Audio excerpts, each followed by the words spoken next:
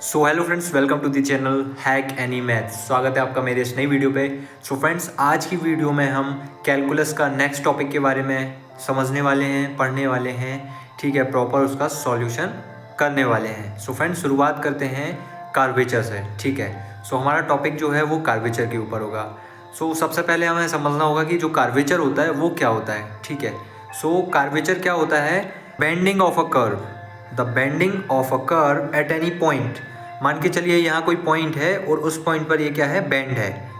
The bending of a curve at any point is called curvature. ठीक है, और हम इसे मैथमेटिकली समझते हैं अपने डैशबोर्ड पर। सो फ्रेंड्स, सबसे पहले हम यहाँ पर समझेंगे कार्वेचर क्या होता है। ठीक है, तो कार्वेचर होता है, जैसा कि मैंने आपको बताया, the bending of a curve at a point is said to be the curvature. जैसे कि ये ए पॉइंट है, ए कोई पॉइंट है, उस पर जो ये कर्व है वो क्या है? बेंड है। तो इसे हम क्या कहेंगे? कार्वेचर बोलते हैं। ठीक है, वैसे ही पॉइंट जो हमारा बी नंबर का जो हमारा कर्व है वो हल्का बेंड है। ठीक है ना, तो ये टाइप ऑफ कर्व्स कार्वेचर है। राइट, टाइप ऑफ कार्वेचर है। राइट, तो फर्स्ट क्या है? ज़्यादा बेंड है किसी पॉइंट पर, ये बी जो है बी पॉइंट पर कम है, सी पॉइंट पे पूरा ही कम है। ठीक है ना, सो मैथमेटिकली हम इसे समझते हैं। तो the curvature is defined as the rate of turning of the tangent with respect to the arc length. Right, so ये हमारा एक्स और वाई एक्स पर कोई टेंजेंट फाई है। ठीक है, सॉरी साई, इसको क्या बोलते हैं हम? P S I. पी जो होता है हमारा साइलेंट होता है, तो ये हमारा क्या होता है? साई। हम इसे क्या प्रोनाउंस करते हैं? साई। राइट, तो किसी टेंजेंट साई पर क्या है? एक पॉइंट पी है जिस पर क्या है? हमारा कर्व जो है बेंड है। ठीक है, तो डेफिनेशन क्या बनी इसकी? The curvature is defined as the rate of turning of the tangent with respect to arc length. हम इसे और समझते हैं और अच्छे सही शब्दों में समझते हैं।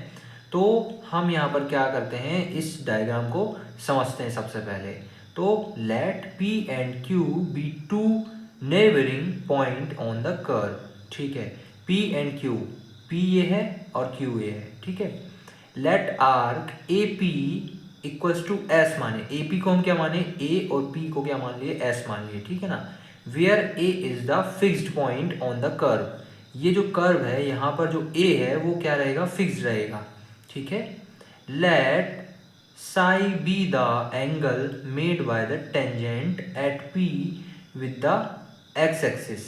ठीक है ना, जो हमारा साई है वो एंगल कहाँ पर है? टेंजेंट पर पी, टेंजेंट पर पी पॉइंट में हमें क्या मिल रहा है? जो कि एक्स एक्सिस पे है। ठीक है ना, then D psi by D S is called the curvature of the curve at point P. ठीक है, किसी पी पॉइंट पर जो हमारा कार्वेचर ऑफ द कर्व है वो क्या कहलाएगा? हमारा D psi by D S.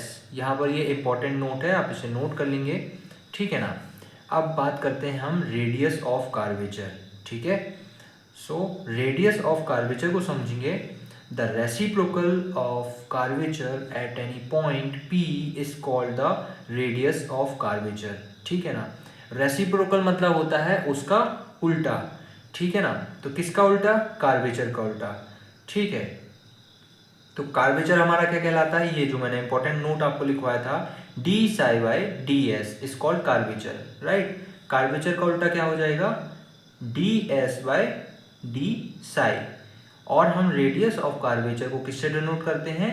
रो से। इसको आप इंपॉर्टेंट नोट डाल के नोट कर लेंगे। जो हमारा रेडियस ऑफ कार्वेचर होता है उसे हम किससे डिनोट करते हैं? रो से। राइट, तो हमारा जो फॉर्मूला है रेडियस ऑफ कार्वेचर का वो क्या हो जाएगा? Rho equals to d S by D psi. So hopefully friends, आपको कार्वेचर और रेडियस ऑफ कार्वेचर समझ आया होगा। इसमें हम एक बार रेडियस ऑफ कार्वेचर को किससे डोनेट करते हैं? इंपॉर्टेंट नोट आप नोट कर लीजिएगा। हम उसे कैसे डिनोट करते हैं? रो से डिनोट करते हैं। राइट, और जो रेडियस ऑफ कार्वेचर होता है वो कार्वेचर का क्या होता है? रेसिप्रोकल होता है। राइट। ये जो इम्पोर्टेंट कुछ नोट मैं बताता हूँ आपको वीडियो के बीच बीच पे, उसको आपको अपनी नोटबुक पर नोट करते जाना है, ताकि जब आगे आप इसको स्टडी करने बैठो तो आपको प्रॉपर समझ आए। ठीक है, आगे हम सेकेंड पार्ट पे इसका जो सॉल्यूशन है वो समझते हैं। मिलते हैं नेक्स्ट वीडियो पे, तब तक के लिए जय श्री राम।